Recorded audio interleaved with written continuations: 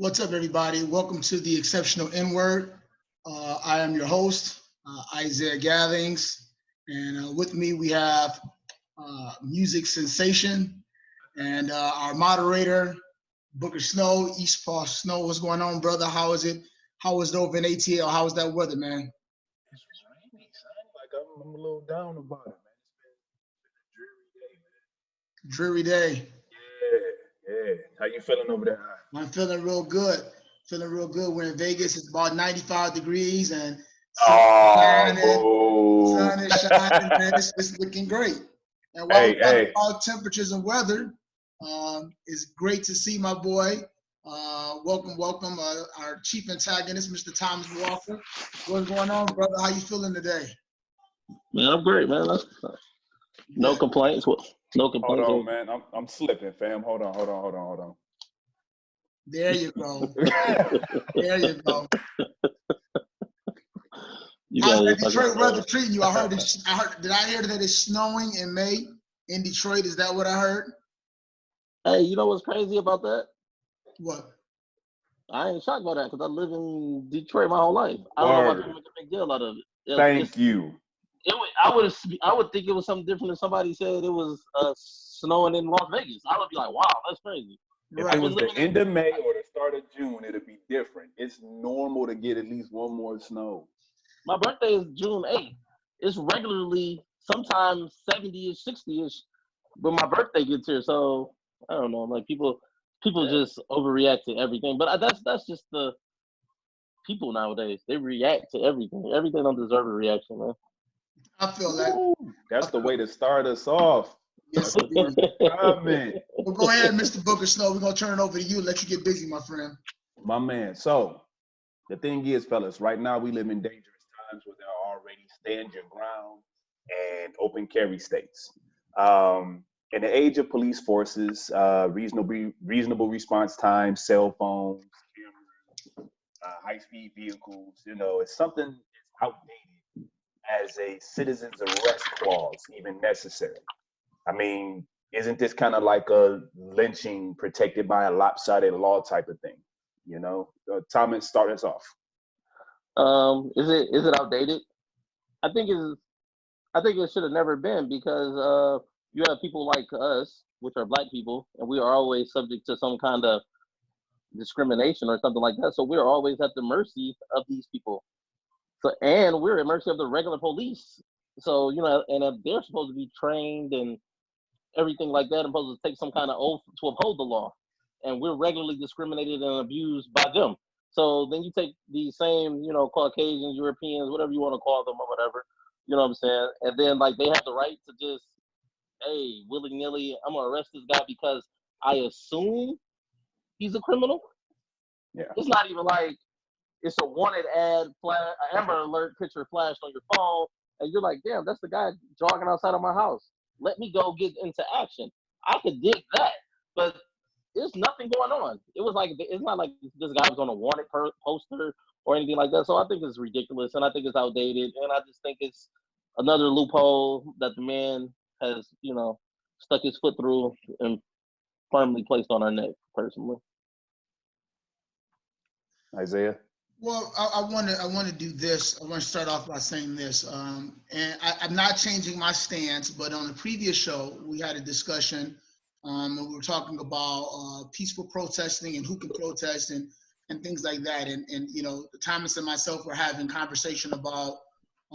He made a comment about we have to take care of ourselves and we have to look out for us, for our people. And I was talking about we have to be cautious when we start to say things like that because we don't want to develop a mob or gang mentality in us versus them, despite the fact that's pretty much what we're dealing with as blacks right now.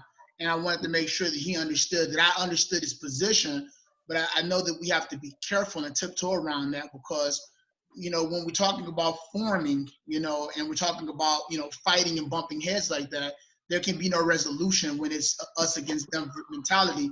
Despite the fact that that's what's going on now for the most part, we have to be careful.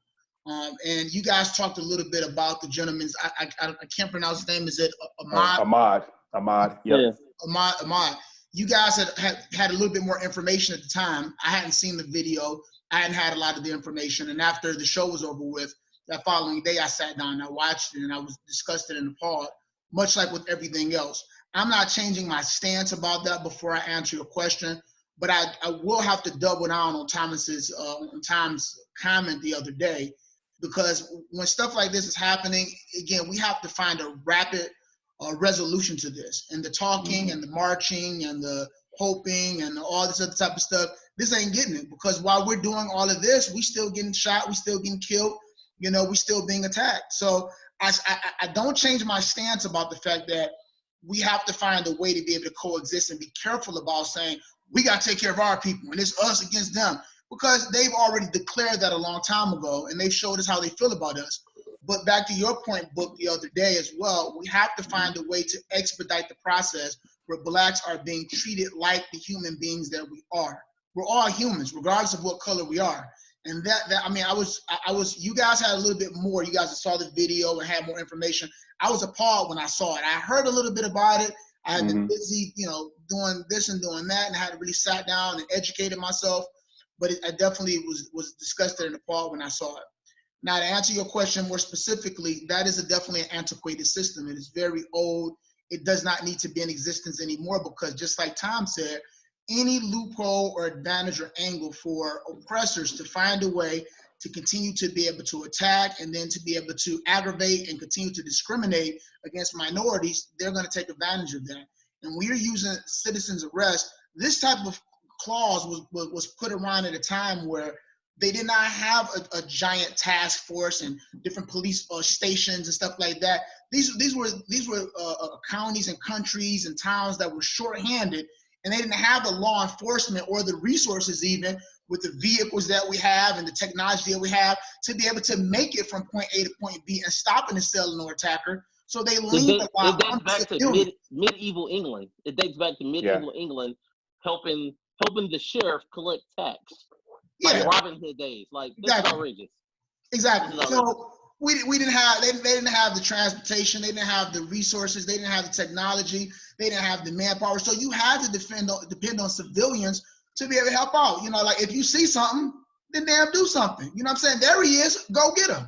You know, and this was a time when people was of a different moral fiber also. That is true. Women was everything sugar and spice, everything nice, and all of these kind of fairy tale type things. That's not the case right now. Like, it's not the case. It's tired. It's been, you know what I mean? It's unnecessary. It's another excuse. And if you trying to perform a citizen's arrest, then why didn't he get arrested? And that was my point I was going to bring up. There was nothing in the video that even led to the fact that they were looking to even arrest him. A couple questions that we need to ask ourselves, and we need to actually needs to be brought up. Number one, much like the protesting thing that we talked about the other day, and I just got to be honest and put it out there. We talked about how the protesting seems like it's supposed to be for everybody, but when it's whites, it's okay. But when it's blacks, you know, back in the day, we were getting hosed down, we're getting arrested, we're getting beat. It's the same thing for the citizens arrest. I don't see black people out there trying to stop, flag people down, jump on them, grab them, and arrest them. This is something that white folks can get away with, because if it's a black, I dare you try to run down a Caucasian or anybody from any other race and say, hey, you look like that serial killer. You look like that terrorist. Grab, slam them down, pull a weapon out on them. I mean, we'd be on death row somewhere. That's not because this was a premeditated, planned event. Like, they had somebody trailing them, filming the whole thing. So that's the next thing I was gonna say. Not cutting you off, Book, because I know you want to interject as well. Yeah. Who videoed this? They videoed this from the genesis, from the beginning of it. It wasn't like it was going on and somebody was scuffling and somebody broke out a camera. They videoed this from the beginning, which means that whoever was videoing knew exactly what was getting ready to transpire. Is that individual being questioned, you know, as well in connection with this? They were, but this is the thing also, a phone call was made to the police. They were on the phone with the dispatcher prior and during the incident. So that's one. And then the other thing is, it was another little loop. Oh, the thing that I think that doesn't get talked about enough is that this was in February. Right. And 75 days later. Right. And then even after the video emerged and it came to and it became seen, it still took 3 days to get Now we 3 got different some other. prosecutors recused themselves. Yep. Yep. So when we look at those facts and we take those things into account, like how does that really, and to kind of go the same way, how does that factor into what we kind of talked about the previous show? Like, how do we prep ourselves or prepare ourselves moving forward, considering our children, our children's children, and so on? We can't jog. We can't walk back from the store. We can't have Skittles on us. We can't breathe. We can't sell cigarettes. We can't stand the safe distance away and watch the police and make sure they're not harassing nobody. We can't invoke our Fifth Amendment. We can't do a lot of things. This whole week, all of a sudden, it's like when one thing happens, it's like several more apples fall off the tree. Oh yeah, there's been a lot of other. It's been other videos surfacing recently. I think and frankly, I'm sick of it. And the police ran into the wrong house and murdered a woman while she was in her home. Yeah. Yeah. So I mean, when it starts to rain, it does pour. But the thing is once again, like, what is there a resolve? Does one even exist? And if it does, like, how far are we actually from it? Like, I know we touched on it somewhat, but like, I gotta be honest with you. Be honest with you. And I have to, first of all, I want to pose a question, which we'll get to in a second. I just don't want to forget what that question is, and that's why I'll say it now. And that is this arrest going to be enough for Black people? Because I know how we are, and it went from, good question, we haven't even picked these guys up yet, to why haven't they been arrested, to, well, it's been 75 days. Why did it take so long? And then now that they're in custody, the question will be, will that be enough? Because other times, there's been other times where there were no arrests made, you know what I mean? And a lot of the other murders and killings and slayings. So will this be enough for Blacks? So we're gonna address that a second time. We're gonna go right to you. Mm-hmm. Yeah. But to answer your question, I don't think it's anything that us as Blacks can do to be able to advance this narrative and change things. And I'm gonna tell you who has to help us prepare. It has to be the whites. It has to be the whites have to step up, and they have to be able to support these movements and things that we're doing. It has to be people from within their own community and own circle that is disgusted by this and saying, these are people. What is wrong with you? Why are you guys behaving this way?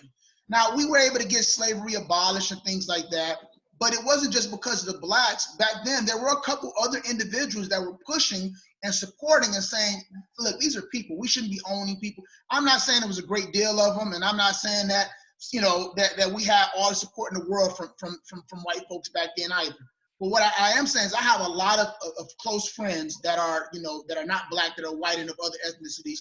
And a lot of them are appalled and disgusted and sharing things and speaking out about it. And when I look at the comments, and I read the comments, I see how many individuals that they are reaching that we simply can't reach. We're talking to each other. We already feel this way. We already pissed off about it. Us venting to each other about it's gonna do what? We know what's wrong. We know we got kids, we have family. We know that we scared to walk out and go out in the community and shop and run and jog. Us talking to each other, we ain't the ones doing it. So we have to find a way to be able to reach the demographic of individuals that are responsible for this discrimination and oppressing us. And when you have those people that are supporting the movements and have your back, they're going to have resources and connections with individuals that we simply do not. When I look on those timelines, I see 100 comments from other white people. I support you, time, whatever. I'm not trying to be stereotypical, but you understand what I'm saying. Yeah. And then they're sharing it, and then they're speaking out about how wrong it is. Now it's going to get somebody to listen. But ain't nobody going to listen to us, because they're going to listen to us. They would listen to us by now. We keep talking to each other about the same damn thing, and ain't nothing changing. Well, let's get Tom in. Yeah, I was going to say, let's get you in, so I don't want to hold us up too long. Former NBA player Shannon Brown was arrested immediately. Yeah, I saw that. Immediately today for shooting 2 home intruders that broke into his home. Yep. He didn't kill them. He just shot them, wounded them. They were breaking into his home where his children lay their head at. Immediately arrested. And this guy's a millionaire. Yeah. And they're trying to say because it was up for sale that they had no. That's nuts. Come on, man. That's nuts. Yeah. It took them 75 days to arrest these people only because of the public outrage, and not because of the Black people public outrage, because of once the white people, they were disgusted with it. No, they're speaking about it. So now the Good Old Boy Network down there in backwoods Georgia, wherever the fuck they from, wherever the fuck they back there inbreeding and all this other shit they're probably doing, like, that's the only reason right now.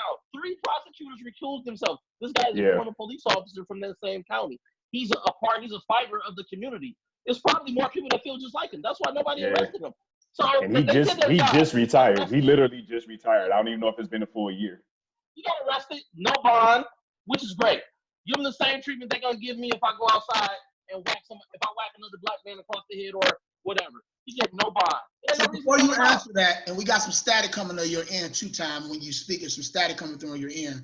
But before you answer that, before we move on, because I know Book's going to have us move on soon, then what about that question I posed? Is this going to be enough for blacks? Is this arrest going to be enough? What's going to be enough in this particular situation to be able to make an example out of the people that we did catch and that did get arrested for this crime or for any crime? I'm going to give you the What's answer. going to be enough? I'm going to give you the answer. Zimmerman was arrested. He had a bogus trial. They did part 1.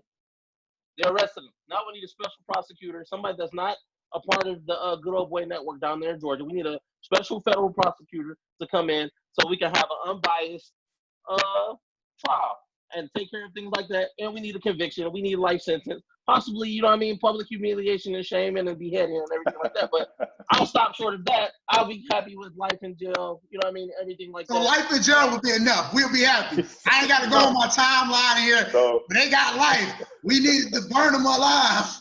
You know what I mean? Is that going to be enough? And his parents just do some kind of civil suit versus the county down there because they bungled the whole investigation. It's 75 days. It's 75 days. You know what that does to evidence and witnesses and everything like that. 75 days for people to get their stories together, people to leave, move around, all kind of stuff. Like, come on, man. They ain't doing that for me or you if we knock over Mr. Wichanowski down the street from us, some old white guy. We knock his head off. Like, we're gonna be arrested right then and there. Probably, God knows what's gonna happen to us or whatever. Like, come on, man. Like, So on that end, that beautiful segment, I'm gonna move us forward, but I will say, to kind of bring things together, maybe we need to consider how powerful our dollar is to really shake some things up as well.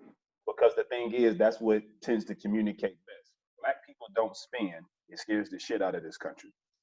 And COVID-19 and the Million Man March are perfect examples of that. So maybe at some point, Black people need to really sit down, get together with each other's basements and start reestablishing how we can control our dollar a little bit better. So maybe we can actually get people to understand that our opinions and our voices and our lives actually fully matter, way more than they're willing to admit. I'm gonna get off on something real quick. That's probably gonna be another topic one day anyway. But dig this though, bro. I'm a perpetrator of what I'm about to speak against. Shoot. Us as black folks need to stop seeking acceptance from these white folks. We moving out to their neighborhoods, trying to integrate and all that. Blah blah blah. I got a house in the suburbs. I moved out there for several different reasons. Why? Because where we grew up at, I can't fix it right now for my kids. You know what I'm saying? So I have to leave. I have no choice almost. But that is really what it is. We got to clean up our own backyard. We got to take care of these things. We own properties. Me, my mother, my brother, my grandparents left us stuff. Shit, I share rental property with Bob or whatever. You know what I'm saying? We got a few things. That's just a small parcel of the city of the east side of Detroit, but there's other people that need to do their things. You know what I mean? Niggas selling dope down the street. Nah, man, we can't do that. We can't. You know what I'm saying? We got to take care of our own space. So we ain't running from our own. We running from our own. That is the problem. Mexicans everywhere. You live in Vegas. All the Mexicans live together in the same area, right? Absolutely. Oh yeah. Even here in Atlanta. Oh yeah. Like we gotta stop running from us. Like it's a difference between Buckhead and Briarwood, right? Huge. You gotta stop running from these things. From Stonecrest. Well, that's all the way down to like you said. That's a whole other topic that we'll jump on that day. Oh yeah, that's actually we might have to extend that one out. Actually, I'm sure Book's gonna put that one on the books to talk about real soon, because I agree with what you're saying, but you have to get to the genesis and the reason why we're running away. And there is a reason, and the reason resides within us. So you can't just say it, because there is a good reason, because there's a stark difference between when you a single man and you stand in the hood and keeping it real, and you just said that, from when you mess around and get married, you have some kids. It's a big difference. It's all good in the hood when it's just me. I'm rolling around, I got my people, I'm sitting on the porch, I'm bumping my music, I got my drink outside. But mess around and get you a family. And your whole mind, you're like, wait a minute, I know what this dude do down here, this dude know what I got down here, I got my kids, and everything changes. So there's a lot of reasons behind that we have to touch on. And that's, and the key is going to be self-evaluation, evaluation of self, which blacks, we really suck at that. We think that we supposed to be in some type of fraternity or brotherhood just because we black, and we're not supposed to have any level of accountability. We have to be honest with ourselves. A lot of these stereotypes and things that have been derived from us and about us that other people view us, we contribute to all the time. And we constantly perpetuate it. When we can sit up there and say, this is what is wrong with us, then, and we can approach that, then we can actually start fixing it. Well, why do we move away from our hood? Well, why don't we invest back? Now, let me interject right there. It's a perfect time. So keep those points in mind, and then also add this one in, and then we're going to move forward. Let's do it. How do we manage to maintain focus too? Because sometimes we can start dealing with what's oppressing, and then we start talking about why we're oppressed, or you know what I'm saying, when we start. So we're going to definitely revisit that, and I think that's going to be a huge segment. So and that's why y'all the exceptional N-word. No doubt. I forgot to ask, Book. That's my fault. What is the N-word for today? What does the N-word stand for today? It's kind of a two-parter. No nonsense. Okay. I was supposed to ask that at the beginning of the segment. I was so excited about the topics today. I let it get away from me. No doubt. Yeah, you see, I had it ready though. I had it ready. Yeah, it's so the N-word, the exceptional N-word. The N-word today is no nonsense. You got it. All right, I got you. And that fits right into everything. We gotta have no nonsense, like you said. No nonsense, man. Indeed. So here's the beautiful thing. We kind of touched on this the last show. I feel like everything runs together and works, fluidly. So I was fortunate to be raised by a village. Everybody in my village may have not been what's considered a good guy by conventional definition, but everyone played a part in making sure that I had a chance at life. Not only to survive it, but to excel. And then these people may have not been able to leap buildings, fly, or have lasers shoot from their eyes, but they were some people of immense strength. I consider them to be real life superheroes. So, gentlemen, if you don't mind touching base on how important, some of these types of people are in your day to day, or in just day to day in general for anyone, and how they need to be. If you don't mind starting us off. Well, it's imperative that we have them. My superhero, believe it or not, probably not for the right reasons growing up, was my brother, my middle brother, Carl. He was my superhero. And it was because I thought, in time, I thought he was cool. I thought he was cool. All of my first I experienced with him. All of my first, first driving experience, my first going to after hours. It took me to after hours when I was young, where I drank, when I gambled. You know what I mean? First, he taught me how to talk to girls. The first girl that I actually, had a relationship with, should I say? Play cards with, right. Relations with, right. Was on his dime. He hooked that up. You know what I'm saying? So, all of that type of stuff, man, he was a hero for me in many ways, because he stepped in as a father figure. He realized what we needed, and what I needed as a man, and he helped to provide that. But the superheroes that we need to recognize in our communities, in my opinion, is the father figures, the men that's stepping up and raising other men's kids. Guys that's going to these relationships and they becoming fathers of these fatherless kids, or these kids where their fathers are not present in their lives. In my opinion, those are superheroes, because like you talked about the people, the village raising you, these are individuals that stepping in and seeing that there's something lacking. And if we want to be able to develop strong young men and strong black men in the community and in society, we're going to need that role model and that figure. And rather than get with a woman and say, well, that ain't my kid, or I'm not going to get with her because she got kids, he's like, well, look, you may not have a father figure, but I'm going to step in, without putting all of his business out there. You know what I'm saying? Tom knows what I'm talking about. He stepped in and was able to take some responsibility on top of the kids that, that they have together. He stepped in and was like, these are my kids. You know what I'm saying? Like, obviously you have a father, and that's fine. And if he ever want to step up and do what he needs to do, I'm not going to stand in the way of that. But, you know, the fact that he is not, while I'm here, while I'm with this woman, while I'm with you guys, I'm going to step in and I'm going to provide. And I have a lot of respect for him, you know what I'm saying, which I've never told him before, for doing that, because that is not an easy job to be able to do. You know what's funny about that? The superheroes, guys are stepping in to raise these kids. I used to purposely avoid women with children, though. That's what's funny about that. Purposely. But go ahead, bro. I didn't mean to cut you off. No, you good, man. I mean, that's to me, like I said, my father was my brother because he kind of did that for me. You know, and I have two brothers, but it's interesting because when I say my brother, people only think that I have one, because I have a very close relationship with my middle brother, Carl. You know what I mean? And as a result, you know, he stepped in and he taught me how to play basketball. I mean, everything a father would do, taught me how to ride on my bike. Anything that a dad would do, he did all of that type of stuff, you know? So I have a huge respect, that story aside, for those individuals that stepped in. You know, my mom was a single mother. We had a couple guys that, you know, she had just a few. She didn't have a lot of guys coming in and out the house. She had a ton of respect for us in that regard. But the couple people that did come in that were a part of her life, they tried to step in. They tried to, you know, to help out and to be able to raise me. Hold on right quick. I've been knowing you since you was 4 years old. I only know one person. That was Reggie. It was Reggie, and then it was Lloyd. You know, at some point she had got married. Yeah, I forgot about Lloyd, but that Reggie was the only person I remember. Like, other than that, but he was always there, man. He stepped up, man, and we need that if we want to have strong young men, you know, that's growing up to be young men. And Tom talked about this last episode about now it's taboo to be talking about a real man, because we don't even know what that is anymore. But to be able to raise a real man in society, you need those superheroes, those guys that's willing to step up and be like, look, you know, I'm not going to avoid the fact that you have a child.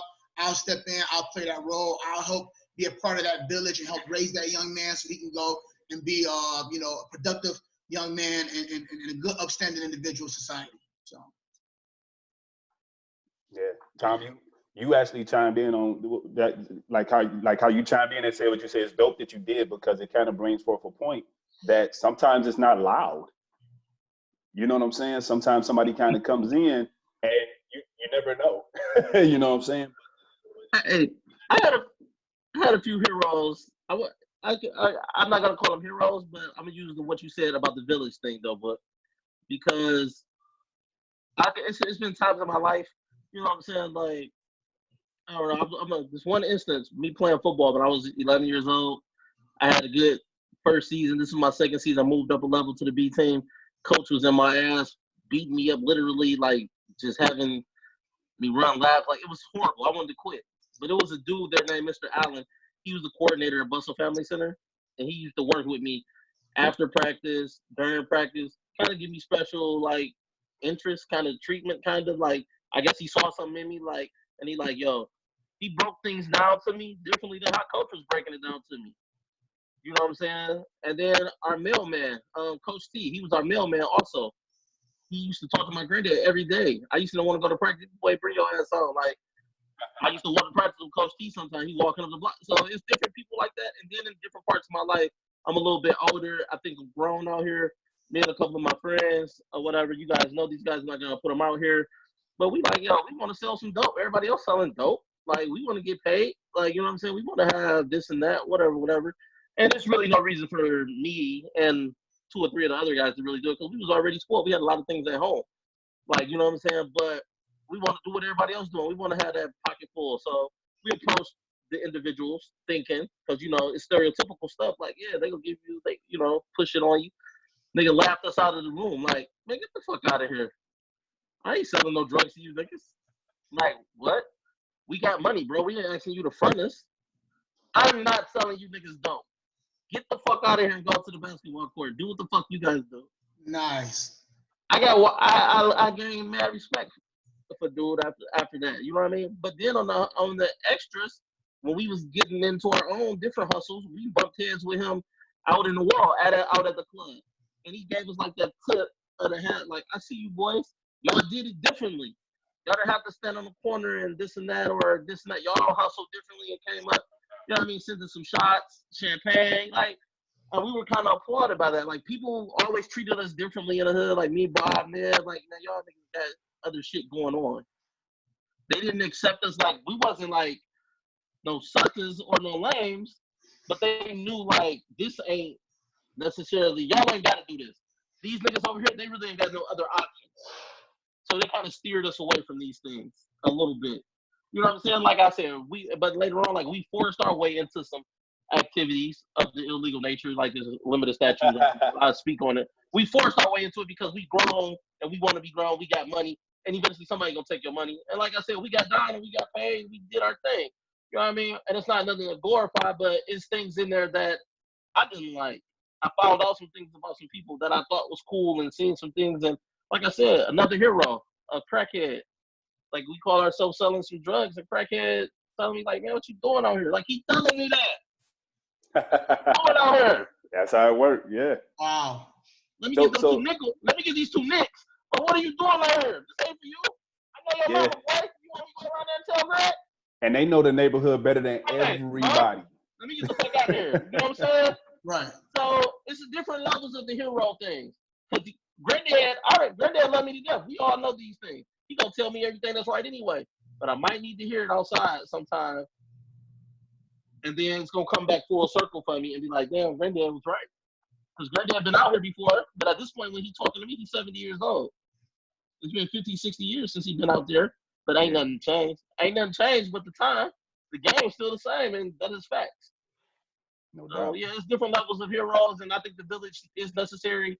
Like Miss Hurston. Miss Hurston lived across the street. She would keep us in line when Grandma was at work in the afternoon. Miss Spillman down the street. A lot of different people. The Morrisons, like all the people on Seaburn would see us somewhere. Call Miss Walker, Mr. Walker. Hey, they was out of pocket. At the Dairy Queen, my mom used to work for Cookie when my mom was 15, 16, 17 years old. She knew my whole family. Call, hey, they up here cursing, We get to the crib. Oh, y'all go to the Dairy Queen cursing? That's a village, man. They took care of us. Right. They knew what time it was, man. The Arabs at the store had been there forever. They knew us. My granddad had bought a store for my mama, Uncle Greg from the Arabs. Like they knew us.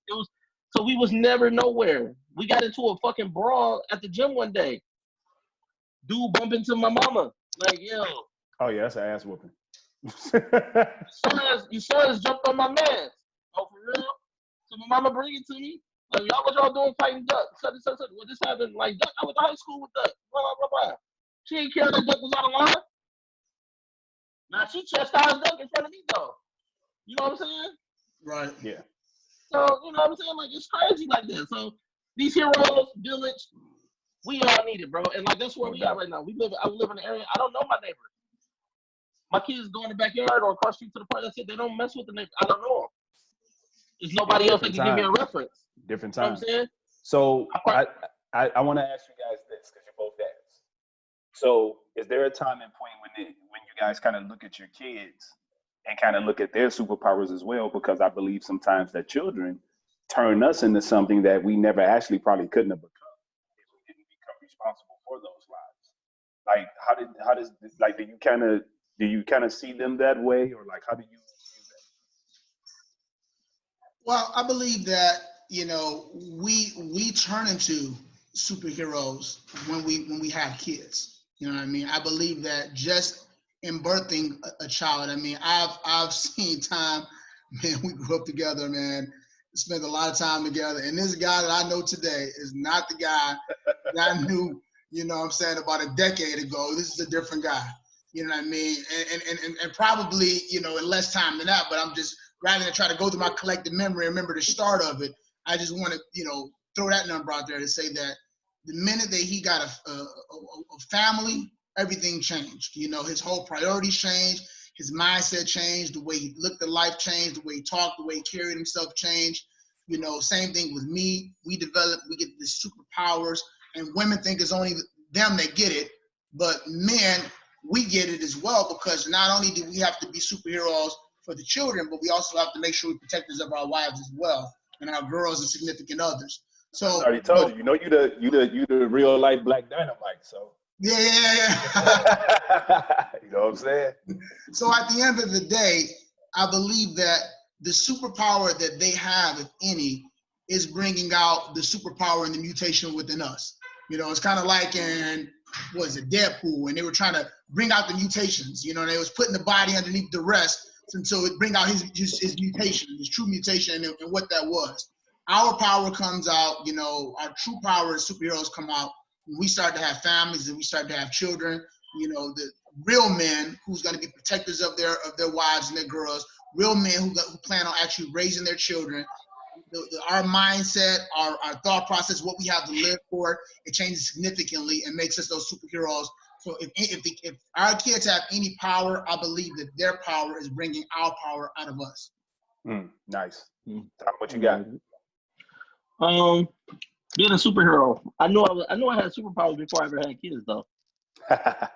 This is true. You know, and I always I can go back to since we talking about superpowers, I'll go back to the Uncle Ben and Peter Parker, where he said, you know what I mean, with great power comes great responsibility. I learned that with women first. It was before I ever met my wife. Nice. It was several women I probably could have used my superpowers for good. But I chose to be Kingpin. I chose to be Lex Luthor rather than being Spider-Man or Superman. And then me personally, just the person that I kind of am. Growing up, I was a light kid. As you can see me, a little bit lighter. You know what I mean? I was kind of soft, kind of timid growing up. You know what I mean? I got tough and kind of hard, in my 20s. You know what I mean? When I was that age, even as a teenager, I was laid back. This dude stole my shoes, and I didn't really want to confront the situation. And a few years later, we probably would have rocked that bitch out and went to jail and everything. But I just felt I just was unsure of a lot of things. So I would I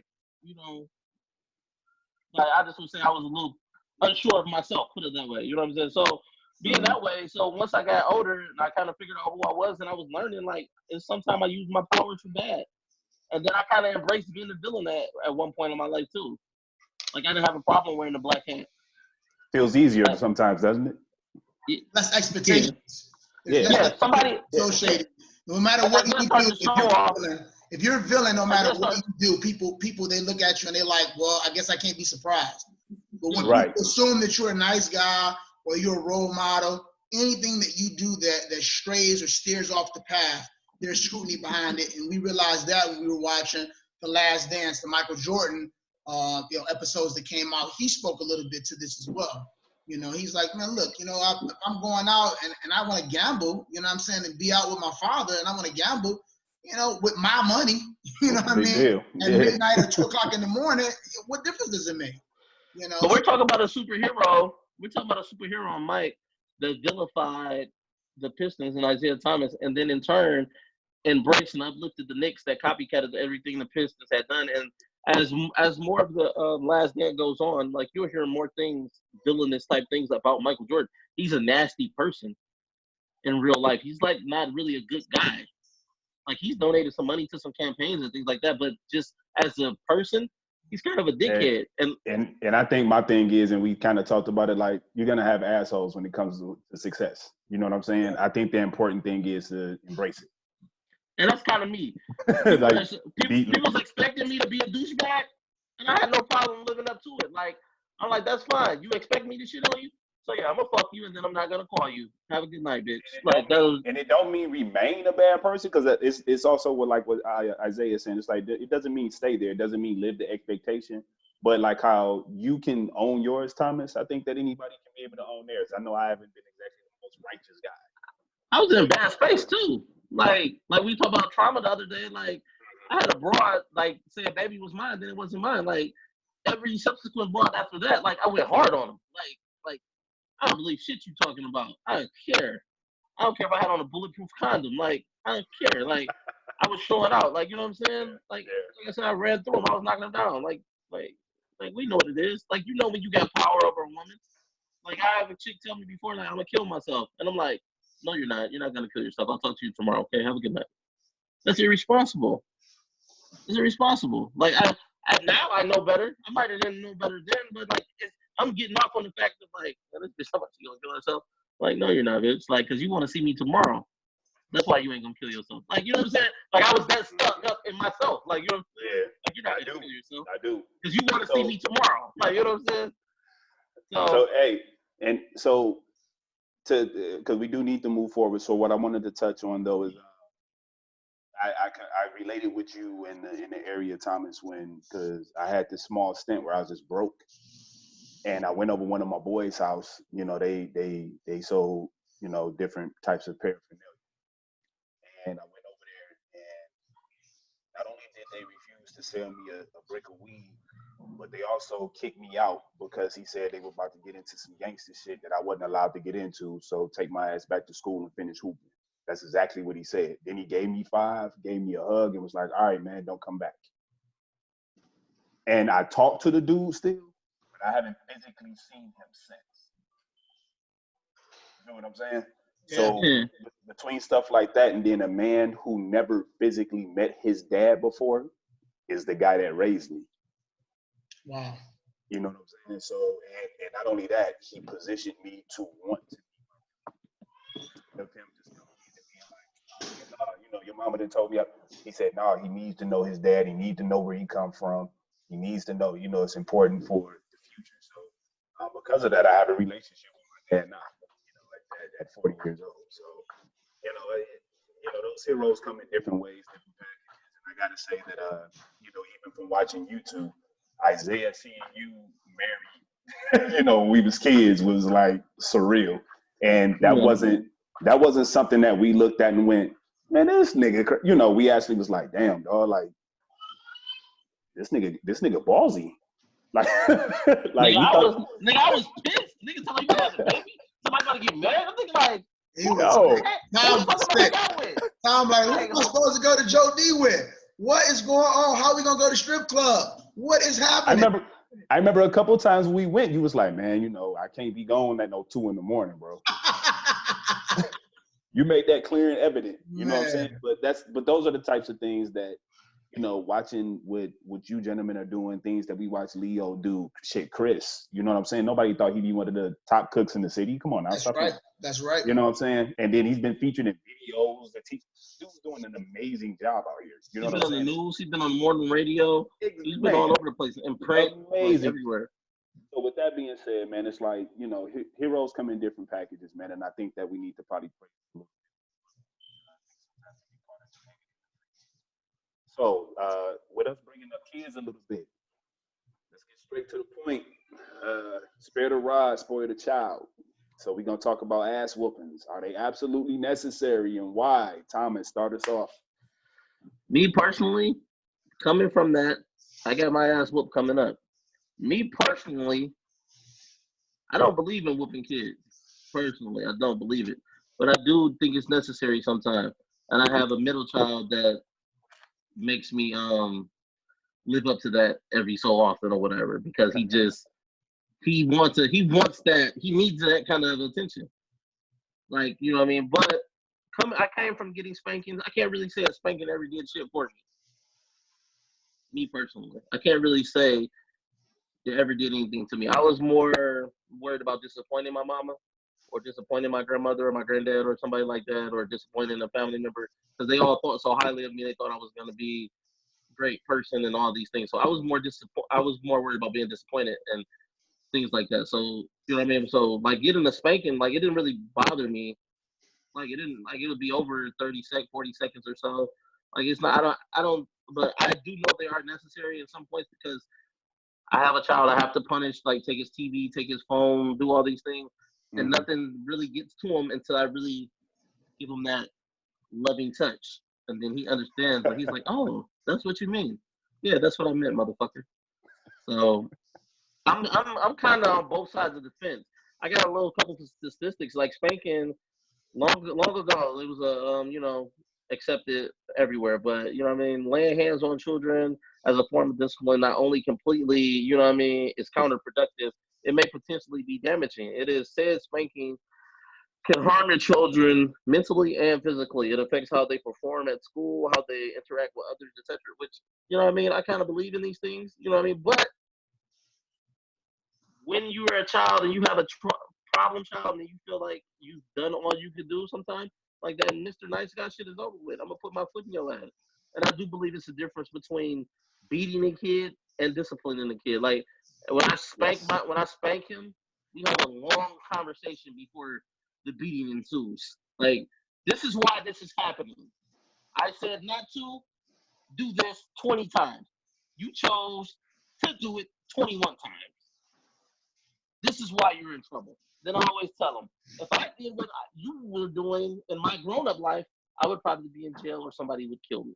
Yeah, good point. Those are my consequences. Your consequences is simply having to deal with me. And I'm here, like, I'm the, you know what I mean? I'm forging young men out of, you know what I mean, clay here. You know what I'm saying? So sometimes slap them upside the head, you know what I mean? Something light, sometimes punch them in the chest. Like, hey, what the fuck? Like, you know what I mean? Especially if I done repeated myself lots of times.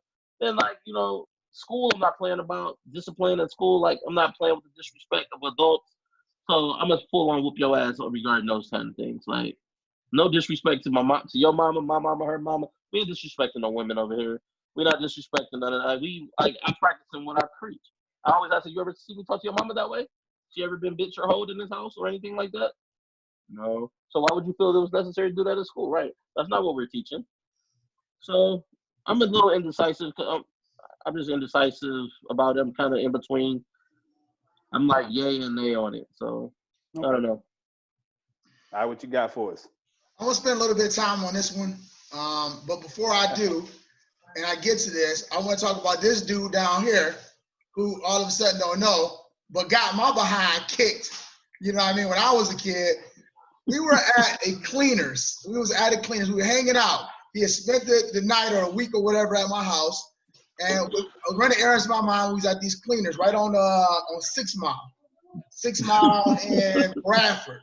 You know what I mean? Okay. Right there, it's the cleaners right there. It's closed down now in Detroit. And she was, you know, just being my mom, just, you know, tripping the whole day and bitching about stuff and whatever the case was. So just getting me mad. So, you know, me, I'm in the back trying to be a tough guy. I got company over. I got my mans and we there. So I'm whispering back and forth and we going back and forth. So finally she had tried to call me out on something. I got mad. So I whispered in his ear. I was like, she's just trying to show off. So she turns around. What the F did you just say? And I'm like, I didn't say nothing. She asked this dude, what did he just say? Now, it's like one of those decision meters that pops up on a video game or television. He could have just said, he didn't say nothing, I didn't hear him, or I don't know, I don't remember. This dude tells my mom, the fiercest person, my mom is my fiercest people on the planet, that is known for beating some kids. He tells this lady, he says, you just trying to show up.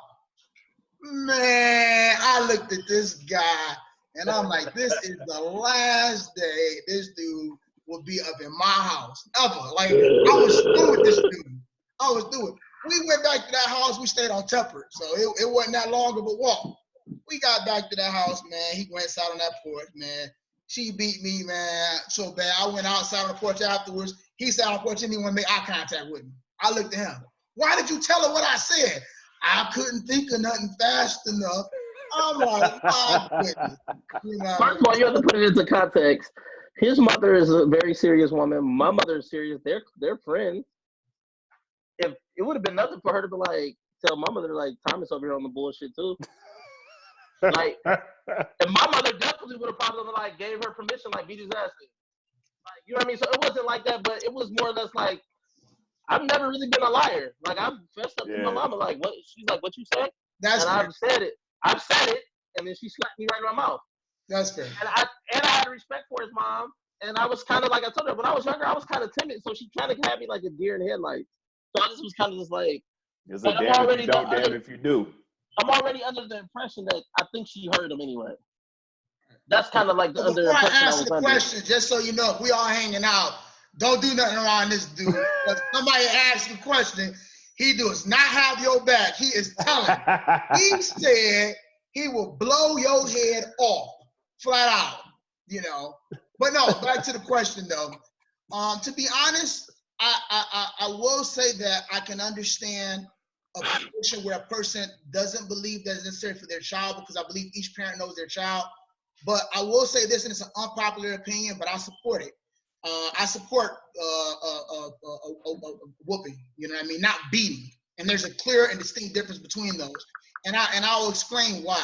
And I came up getting beat. We didn't get whooping. So it's surprising that me, that I would support something like that. You know what I mean? But we got beat. We didn't get, there was no whoopings involved. I could do a whole segment about the crazy stuff that we had to go through there. We probably should have been in foster care or CPS, should have taken us away, to be honest with you. It was bad.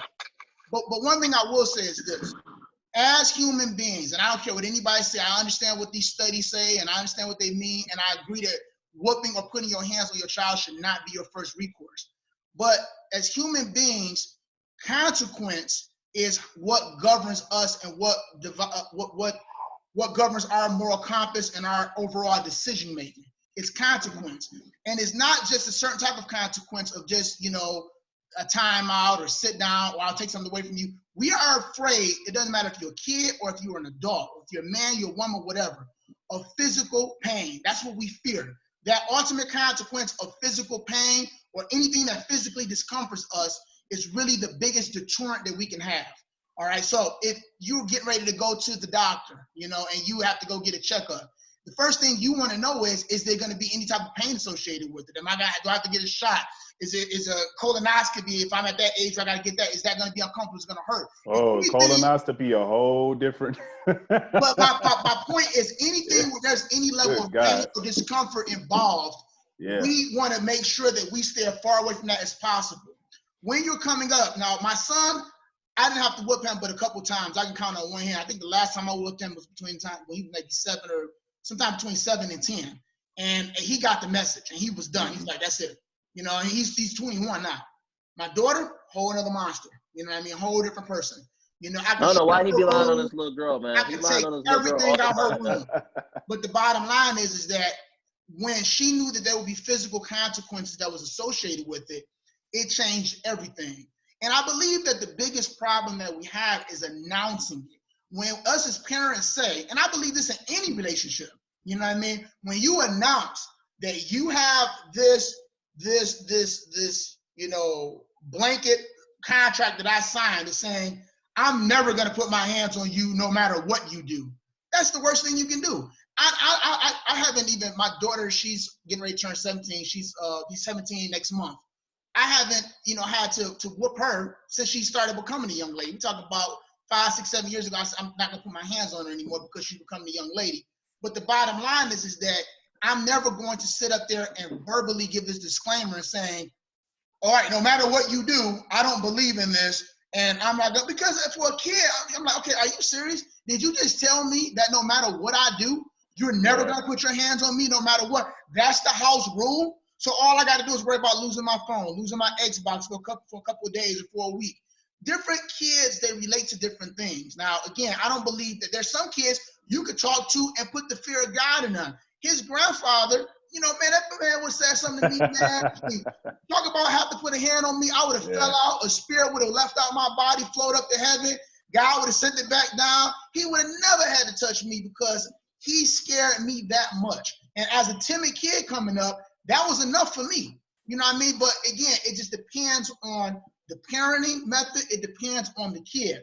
But I wholeheartedly believe that physical consequence goes a longer way than just warnings or just talking. You don't speed not because you don't want to get there fast or you don't believe in speeding. You don't speed because you don't want to get a ticket. And when you get a ticket, physically having to go to court and go in your pocket and spend $200 or $300, that is actually, and it's only after you get a ticket. You think you're invincible until that police officer pull your behind over and he like, hey, look, I'm hitting you with this, I'm hitting you with this, and I'm hitting you with this. We don't do things because we good people, you know what I mean, or not do things. We do things because we are afraid of a particular consequence. As a martial art instructor, I've been doing martial arts for over 30 years. I've been teaching for over 22 years. All right. As a martial art instructor, I have students that I talk to, kids and adults, and I will warn them about something over and over again. You're not doing this right. You need to do this better. Boom, boom, boom, boom, boom, boom, boom, boom, over and over again. Then watch this. One class, they'll come in and they'll mess up on it. I'm like, go to the side and give me some push-ups.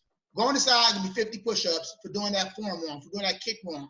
To this day, they can tell you every time they had to go over and do push-ups. Now, I've been telling them to correct this punch, this kick, this form for 2-3 months, for 2-3 years. But once they have to, there's physical consequence associated with the mistake, they remember it, and then they don't repeat that mistake. So now when they come in after that, I've made a student one time do 1,000 push-ups, and they'll tell you those stories now. Like, I remember he made me do 1,000 push-ups on the side, and after that, never a problem again with their technique.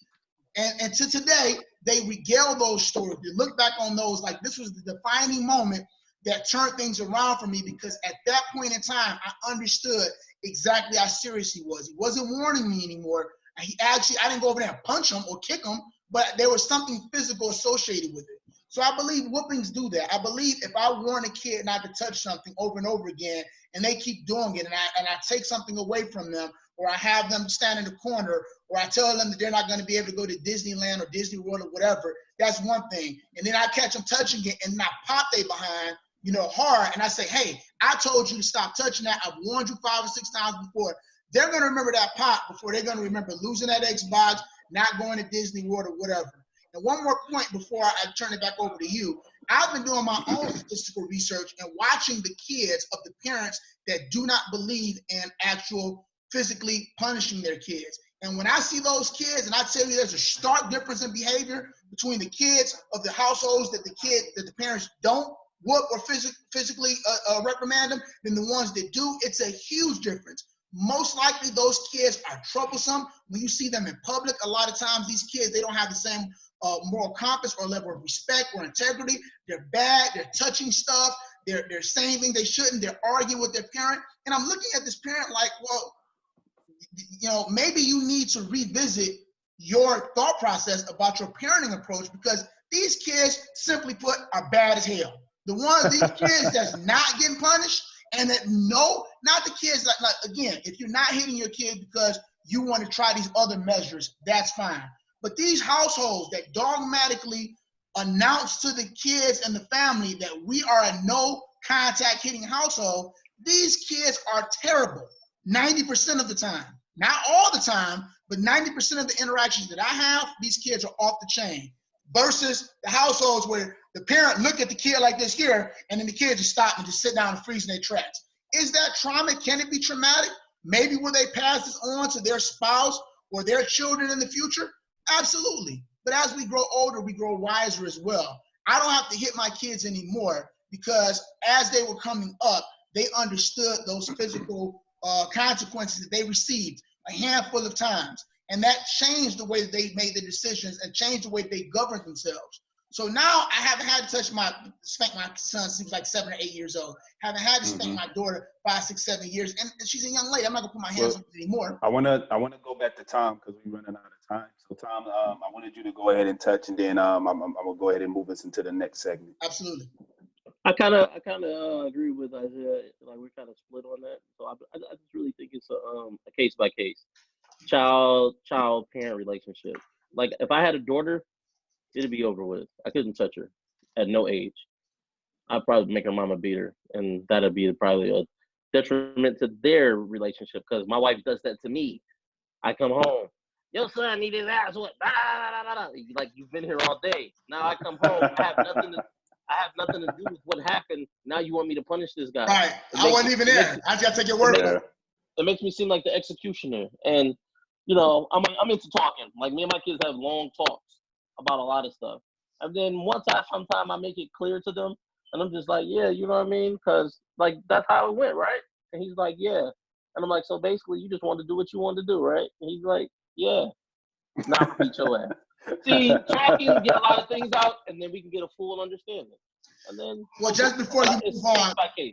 Before you move on to give the definitive approach to make sure my stance is understood, in the early child rearing phases, when talking is not enough, and we've actually sat down on multiple occasions and tried to warn and tried to talk, I believe that if you implement that, not beating, but if there is some spankings that are being given or some whoopings that's being given, I believe that at a certain age, you won't have to do it anymore, because that's going to shape their decision making. And that alone, having done it before in the past, will be enough of a deterrent to discourage them from continual negative behavior. So for sure. Yeah. So I would definitely say that saved my life. I was a recipient of plenty of hands, built So, but at the end of the day, I think that no matter what, coming from a teacher and then a hood scholar such as yourself, Thomas, discipline always factors in. I'm a And I coach think, also. You got to throw that in there. Don't shortchange me. and you're a coach. I'm a no coach, doubt. and by Your football daytime, team be kicking ass, so yeah. and in daytime, I'm a part of senior management. So like, I'm Boom. regularly managing other people. So Yeah. like, people, the discipline persona that people may think is one thing. Like, I'm very diverse. I came up, my mom had white friends. Like, we always was somewhere doing stuff, went to nice places, but we lived on Chalmers, right in the middle of the fucking hood. So, like, that's why we are what we are. That's why the podcast is what it is, Xceptional N-word. Like, we're not like... We left the hood regularly.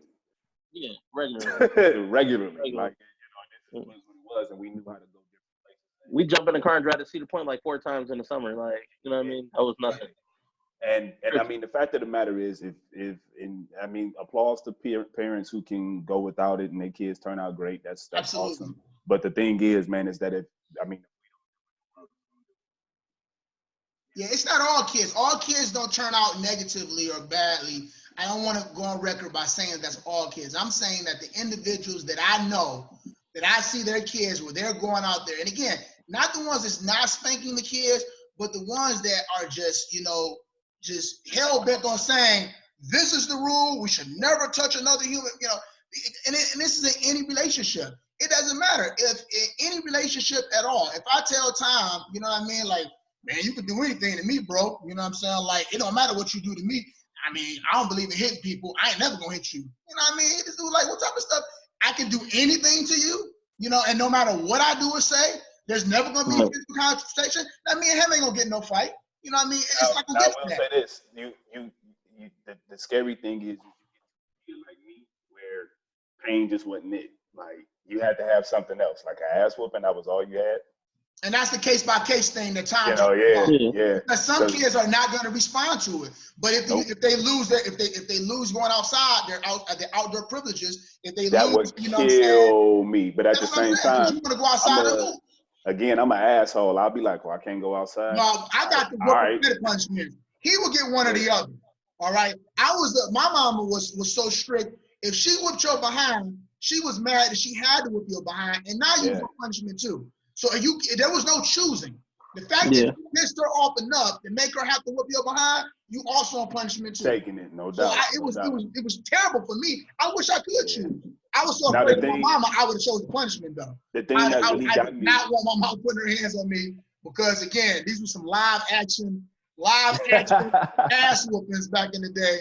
They was not, they were not G-rated or PG. You know what I mean? So and I know with me and even with my girls, it's the disappointment. Like, anything worse than an ass whooping would I hate to disappoint my coaches. I hated to disappoint, even though I hate to disappoint my kids, and my kids hate to disappoint me.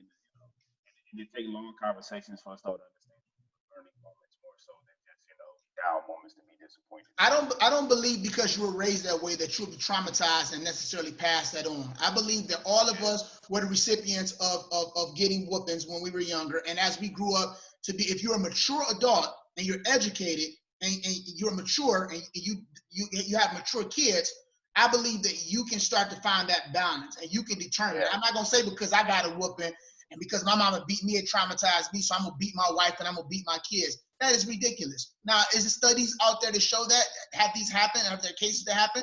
I'm quite sure that they are. But me, I'm educated enough. I can make my own decisions. I know that I can sit down with them. I had a nice long conversation with my daughter yesterday about the future. You know what I'm saying? I don't get loud and slap her side her head and be like, what's going on? It doesn't, you should be able to, when you become an adult, to be able to actually, discern what is the best method moving forward to be able to govern my household. Take those negative experiences that you had when you were coming up, and then take what you would have liked to seen as a parent, as a child out of your parent. Mm-hmm. You take that as a current parent, and you start to actually integrate and intermingle those things, and then you decide what is the best approach for you being able to raise your children on a case basis. Yeah, that's perfect right there. That was excellent. Like the balance there, nailed it on the head. So closing us out, fellas. All right, so here come the fun part. Y'all ready? All right, so a lot of people try to front like they don't enjoy this, and I don't know why they try to front like they don't. Best entertainment in the world, next to a couple other things. But if they try to act like they don't love wrestling. They out there. One of my favorite rappers right now, Westside Gunn, puts wrestling in most of his albums and mixtapes, and it's dope. So what we're gonna do right now is we're gonna throw in the top 5 wrestlers. I'm gonna start us off. All right. I was up again to say this is my order, but the problem is with wrestling and with hip hop, my order always tends to change. Okay, I'm gonna hold to my guns on this one. You know, so when people watch this, they can judge me perfectly fine. So I'm gonna start from 5. We're gonna go to 1. All right. So number 5, The Rock. Okay. Number 4, Bret the Hitman Hart. Number 3, Ric Flair. Number 2, Undertaker. And number 1, Stone Cold Steve Austin. The reason I do it this way is I factor in a lot of stuff. It's not so much just in ring, because in ring there's better tacticians like Ricky. But at the same time, man, like because I mean, honestly, you could put Macho Man as 1 if it was just in ring plus the lights and the flip, But I factor in a lot of things and even marketability, and that was mine. That's how I kind of came to my 5. It was in ring and outside, Plus, and no matter what, all these guys could kill it on the microphone. Yeah. I like that. That's a respectable list. I like that. Yeah. All right, so Isaiah, you got him? I'll go next because wrestling is this man's jam. Yeah. This is his thing, man. When we was coming up, oh my God, this kid was so annoying, dude. I loved wrestling. I thought I was the biggest fan. There was no biggest fan to him. And he would beat the hell out of this brother back in the day. His brother would be walking down the hallway. He would run up there and just slam him or something like that, or trip him, or you flip him on the couch. And that was no small feat, because back in the day, Chris was not as small as he is now. He was a big boy. Big was what I'm saying? So I'm going to let him close out the segment. I wouldn't do it any justice with mine. But I unlike this, and this was as tough as it was for the basketball one, the other segment for me. That was tough for me, that top 10. So this was tough when I saw this one. So I'm going to commit and say this is my order. I'm going to go ahead and commit. I didn't commit with basketball. But I'm going to go ahead, I'm going to commit. I'm going to go from 5 to 1. And, again, mixing some of the old school with some of the new school. Okay. So my number 5, Randy Orton. Love that guy. Love him. Just must see for me. I don't know why I love him. Number 4, Mr. Perfect. I used to love Mr. Perfect, man. I love them. People don't talk about him. Man, I loved him. Number 3, Stone Cold. Number 2, The Rock. And number 1 for me is Macho Man. I mean, on that mic, man, he the one who he paved the way for these cats nowadays, man. If you look at these, and we couldn't appreciate it in our time. We was kids. We liked it and we thought it was cool, but the whole thing with the Queen Elizabeth, and they was carrying him out. It was crazy, and the Hulk was the main attraction back then. He was like the Superman, in the superhero universe, Superman was the top. He's like the first hero. That was Hulk Hogan. Yeah. So the first person that was really able to kind of rival him and steal his shine was that Macho Man. And we went to that and saw that WrestleMania, me and Tom, we was younger, where it was the Macho Man versus, Hulk Hogan. The mega powers collide. It was crazy. So, for me, the way he is in the ring, the way he was on that mic, he goes down as my number 1. That's my list. Okay. All right, I know, right? I don't really got no order, but my 2 favorite wrestlers is the same person. Hulk Hogan, eat your vitamins, say your prayers, Hulk Hogan, and then Hollywood Hulk Hogan. Those are my 2 favorite wrestlers. So he's of course number 1, right? Right. We're gonna go next. Somebody that was the stark opposite of Hogan during the same era, Ric Flair. He was the grown people's favorite wrestler at the time, because Hulk Hogan came through when WWF really they were changing to sports entertainment. Ric Flair is a wrestler. He's a wrestler, with the WRA wrestler. Hogan, sports entertainment. They came through at the same time, and they really just got out of the ring not too long ago. Then my next 2, I'm gonna go, because it's really just the top 3, because both of these are 1A, 1B, and then 2A, 2B, and then whatever. But Stone Cold and The Rock, they're equal to Hogan and Ric Flair. They're the same, and they're the best at the time. They're the best. They were the best people at the time doing what they were doing. Nobody could rival them on no level. And then, of course, you're going to have the modern day guy that encompasses all of these guys. And he's a fan favorite and he's hated at the same time. And he's John Cena. The LeBron James of wrestling. Right. Like, he came in, like, Vince put the company on his shoulders off rip and gave him the Hogan treatment. You don't have to sell people shit. You're going to beat everybody. You're not going to lose. You're not going to have to put anybody over until you choose to. So I think it's just like the Mount Rushmore wrestling for me. You know, of course, there's people before Hogan. Swagger Jack. Superstar Billy Graham. Yeah, he swagger jacked him. But Hogan, even though it was many people at the time, like people like Rowdy Piper, they made Ace Ventura, Jesse the Body Ventura. Hogan. Yeah, Rowdy Piper helped make Hogan because you needed people like that was great heels. Cowboy Bob Orton, great heels like that helped make Hogan. Like, you know what I'm saying? Harley Race. Yeah, Harley Race. Hogan, Ric Flair, legendary matches with Sting, Ricky Steamboat. He's a technician in the ring. Like, he can wrestle you. Yeah. Hogan isn't really a wrestler. He's more of an entertainer. Ric Flair can wrestle. Then you got a guy like Stone Cold. He's more of the persona and the mic skills. Like, and you thought you wouldn't see nobody better than Stone Cold on the mic. And then it's another guy in the next segment that comes right in, and he's The Rock. And he blows him out the water like, wow. And then not only did he do what Hogan couldn't do, he transitioned to Hollywood and became a legitimate box office success taken seriously. Hogan had success at the box office, but nobody took him serious because he's Hulk Hogan acting. The Rock, he's not The Rock acting. He's Dwayne Johnson, and he's in character, and he's believable to some degree. And John Cena, for that matter, has encompassed what The Rock and Hogan has laid for him. He's walked through those same doors, and he's not quite the box office success that The Rock is, but he does have some nice roles to his resume. So that's my Hogan, Flair, Stone Cold, Rock, and Cena. I'm sure it's a lot of people like, you know, I'm not front on nobody's list, like, except for Randy Orton. He has no business. Randy Orton or Mr. Perfect has no business discussing what we're discussing because, first of all, to be the Kurt Hennig. He's good, but he's a mid-carder at best his whole career. Everybody that I name are heavyweight champions. They carry companies. Every one of these guys. Same with your list. But that's easy to pick, though. I didn't know we was going through being lazy and just picking the damn champions. I mean, that's fine. Let's just pick champions. It's a lot of champions. What you talking about? Mr. Perfect, man, he was the guy. He thought of basketball, man. Everything perfect. Perfect. He had the perfect plex. You want to be perfect. You went outside, tried to shoot them damn baskets behind your head and tried to have them go in and couldn't do it. The man said top 5 wrestlers of all time, not top favorite. Top favorite, I would have had Ted DiBiase in there. Several other people. No, he said your top 5 wrestlers. He said yours.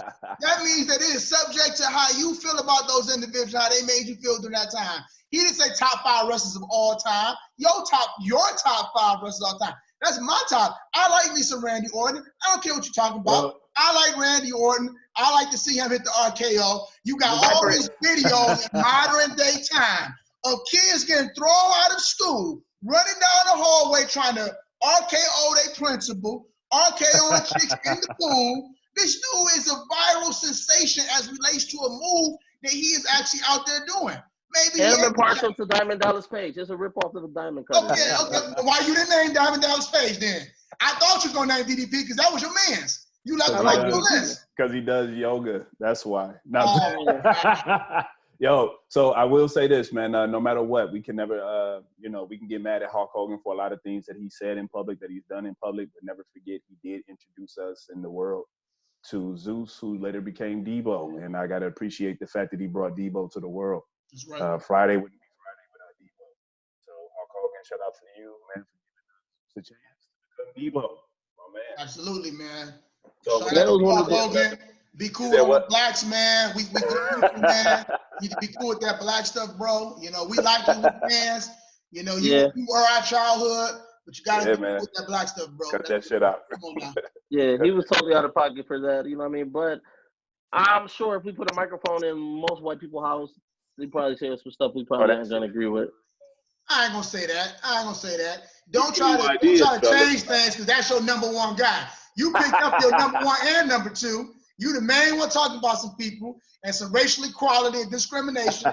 You turn around and pick Hogan for your number one and number two. Then you gonna try to flip it and turn it talk about. Inside them ropes, man. You know, you get. Yeah, then you gonna try to flip and talk about, well, if I put white people on stage, that ain't true. No, I'm not buying that. And no. You heard a lot of stuff that you probably like, wow, I never knew you felt that way, Jan. Maybe. Like, yeah. Maybe. Hey, so let's keep the same energy for the next one, fellas, because it's gonna get a little more real the next one, man. Hey, thank you for your time. I appreciate you both, man. So I look forward to meeting with you guys again real soon to do this, and hopefully we'll bring Been a lot of places, but on the East Side Zone, you know what I mean? Take it easy. Take it easy, guys. Stay safe.